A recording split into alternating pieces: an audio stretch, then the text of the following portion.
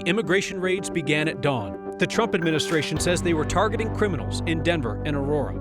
Witnesses described some targeted operations and others going door to door indiscriminately. We're asking the feds just how many of the people arrested and headed for deportation were actually violent criminals. Denver's mayor sets a date to answer questions under oath before Congress. Republicans are investigating sanctuary cities. Expect Congresswoman Lauren Boebert to get a starring role. Thousands of protesters gather outside Colorado's Capitol to condemn President Donald Trump and the takeover of the federal government by billionaire Elon Musk. And as nonprofits face uncertainty with a potential federal funding freeze, this week's microgiving campaign will help one nonprofit protect the survivors of domestic violence. That's tonight on Next. This is the day that President Donald Trump's mass immigration raids came to Colorado. One goal was clearly achieved, creating fear and uncertainty in immigrant communities that deportations could happen at any time. It's not clear, however, if another objective was met, actually removing a significant number of violent criminals from the streets, a goal that is widely shared by Colorado's community leaders.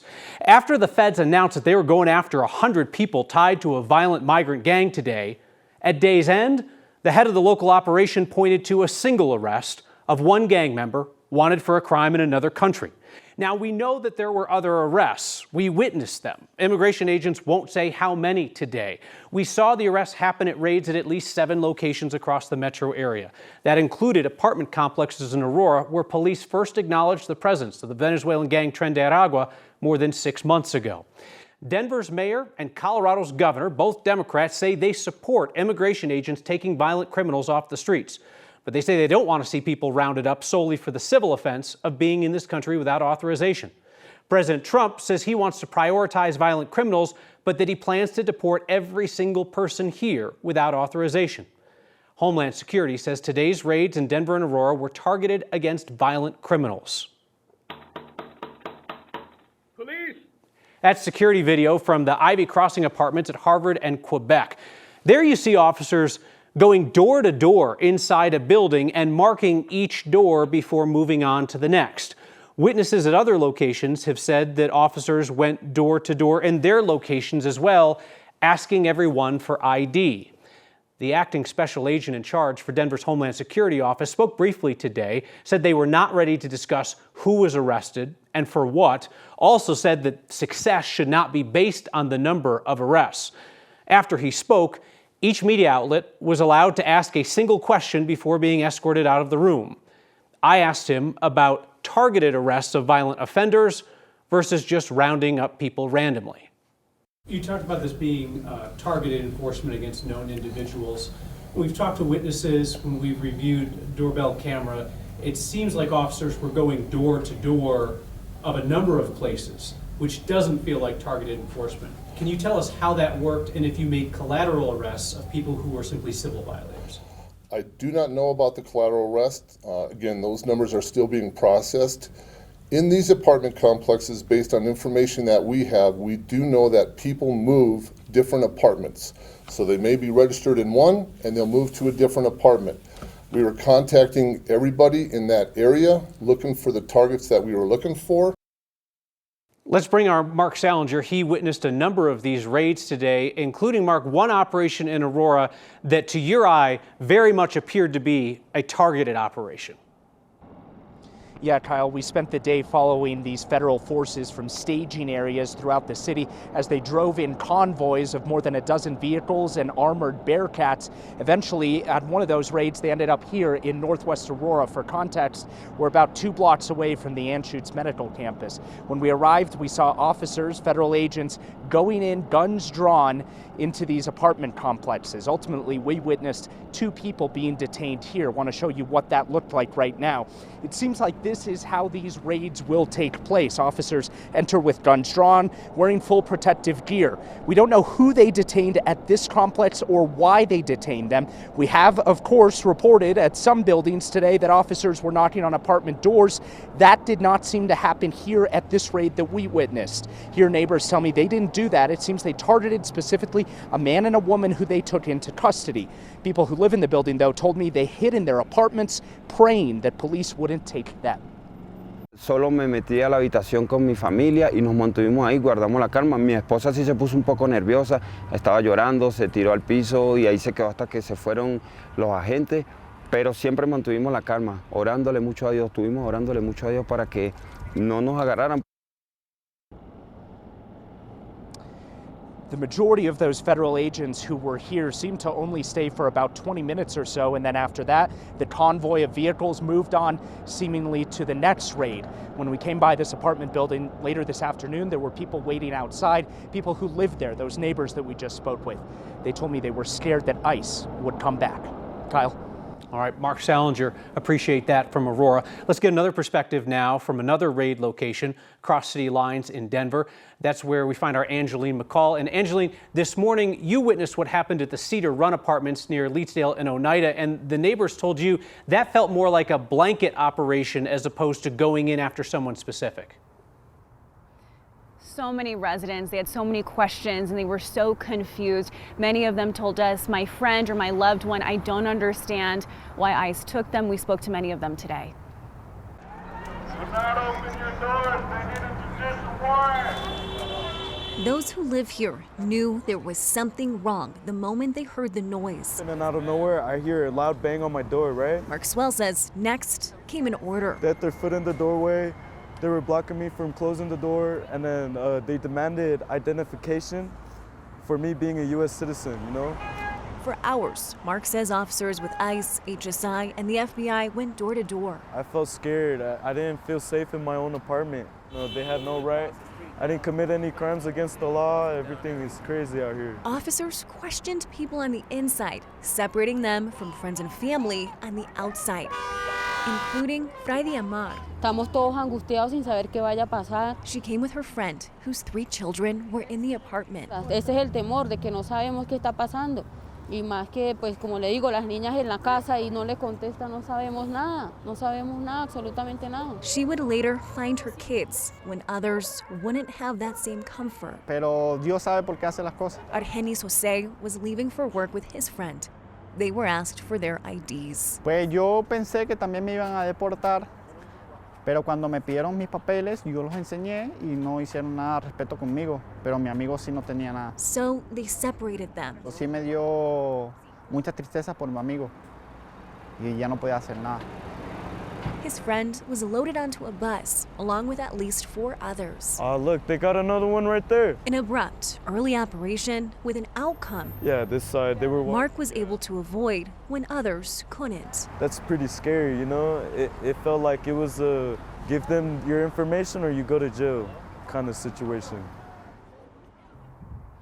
We spoke with a woman and she told us that her husband was taken into ICE custody as part of this raid. She showed us her door. There was a big hole about this size where the lock was, where officers just went into the unit and made their way in. Now, speaking of being inside these apartment buildings, there were also tape that residents showed us, different colors on different units, and residents speculate that different colors meant that potentially if ICE made contact, didn't make contact, or potentially had checked their paperwork. Kyle?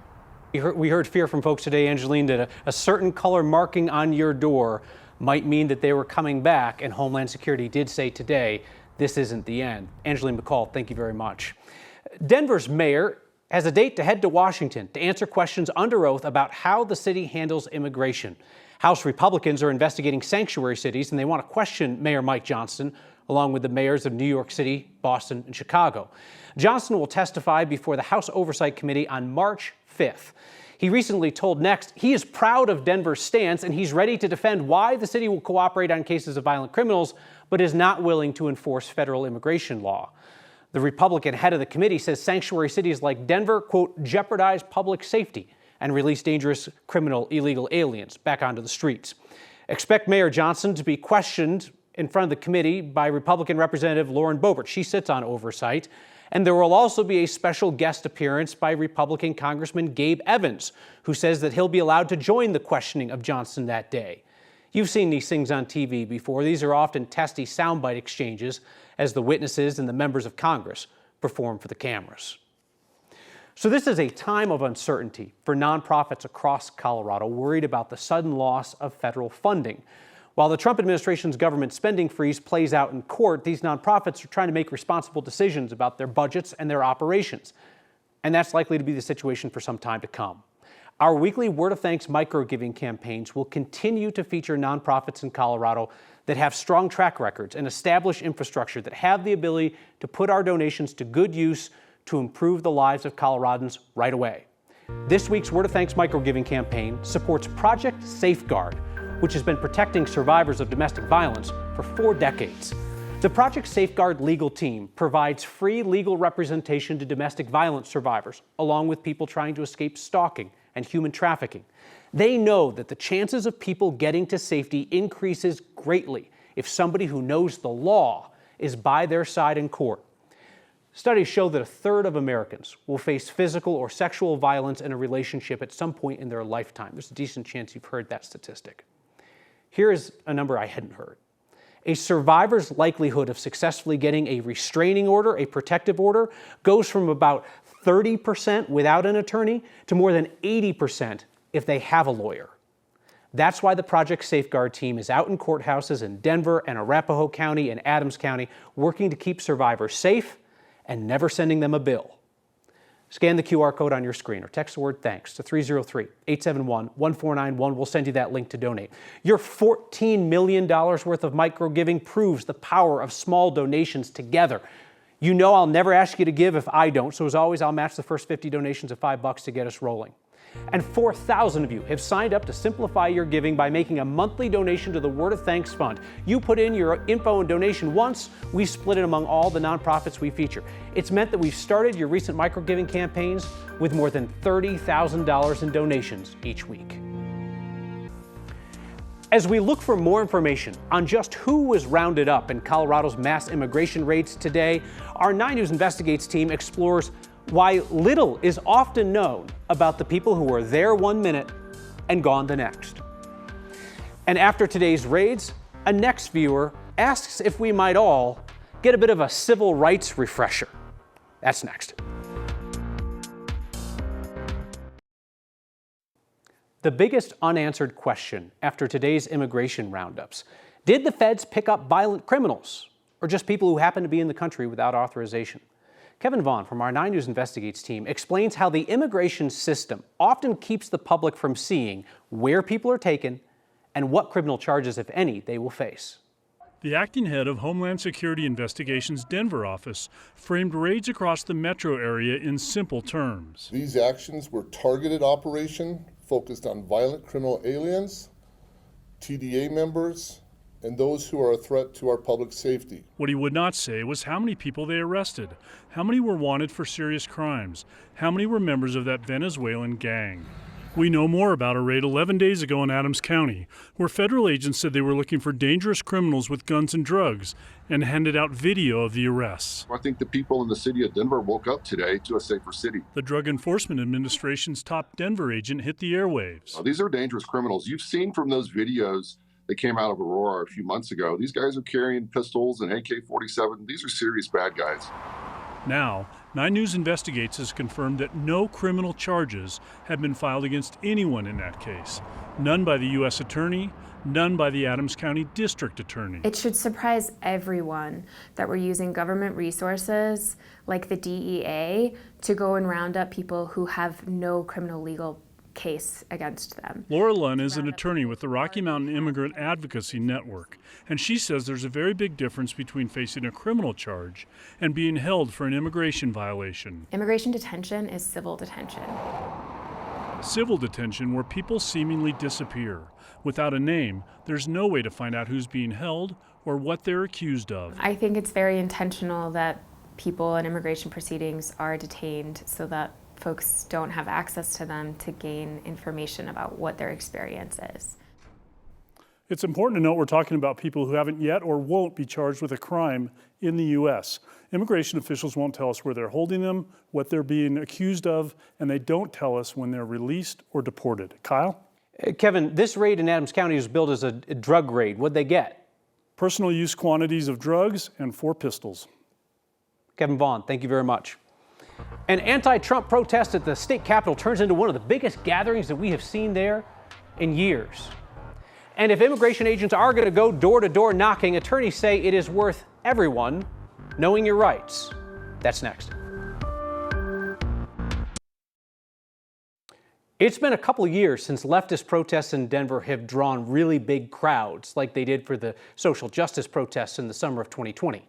Until today, easily more than 1,000 people showed up at the Capitol, part of a planned protest at all 50 state capitals today.